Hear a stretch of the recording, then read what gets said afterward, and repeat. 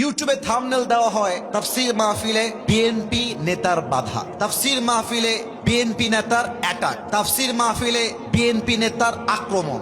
আমি একটু ব্যাখ্যা করছি অ্যাজ এ মুফাসসির, যদিও বা আমি আমাকে মুফাসসির বলার কোনো যোগ্যতাই রাখি না।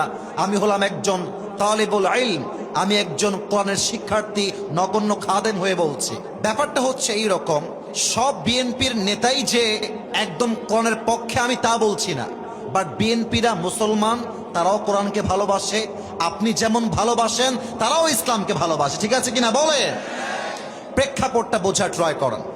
আমার ভাই বামে বসে আছেন জামাত ইসলাম, আমার ডানে আমার হুজুর কথার কথা বিএনপির মানুষ। এখন আমি কথার প্রেক্ষিতে ইশারায় ইঙ্গিতে বুঝাচ্ছি আপনি দাড়িপাল্লায় ভোট দেন, আমি জামাত ইসলামকে প্রমোট করছি, দাড়িপাল্লার কথা বলছি, কথাটা বুঝবেন, মাইন্ডে নেবেন না। এখন যেহেতু আমি দলের নাম বলেছি, মার্কার নাম বলেছি, এটা যিনি বিএনপির নেতা আছেন ওটা ওনার গায়ে লাগবে, এটাই স্বাভাবিক। এখন নেতা সাহেব যে বলছে আপনি এই কথা বলবেন না, আপনি দলের কথা বাদ দেন, রাজনীতি বাদ দেন, ওইটা বলেন, সেইটা বলেন, এই কথাটা হাইলাইট করা হচ্ছে কি হিসেবে?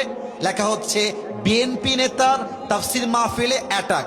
আসলে এটা কোরআন নিয়ে মারামারি না, মারামারি হচ্ছে রাজনৈতিক মারামারি। এটা এটা আপনাকে বুঝতে হবে। এখন সমস্যা কোথায়? জামাত ইসলাম যারা করে তাদের অসংখ্য বক্তা আছে, আলেম আছে।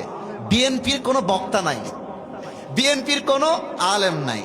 এখন প্রধান বক্তা যিনি গেছেন তিনি জামাত ইসলাম করেন, আর যিনি সভাপতি তিনি বিএনপি করেন। এখন প্রধান বক্তা কথায় কথায় দাড়িপাল্লা, কথায় কথায় জামাত ইসলাম, কথায় কথায় দিন কায়েম, অর্থাৎ ইশারা ইঙ্গিতে ওই দিকে যাচ্ছে, তো ওইটা উনি সহ্য করতে পারেন না। এর মানে হলো বিএনপিও ইসলামের বিপক্ষে নয়, জামাতও ইসলামের বিপক্ষে নয়।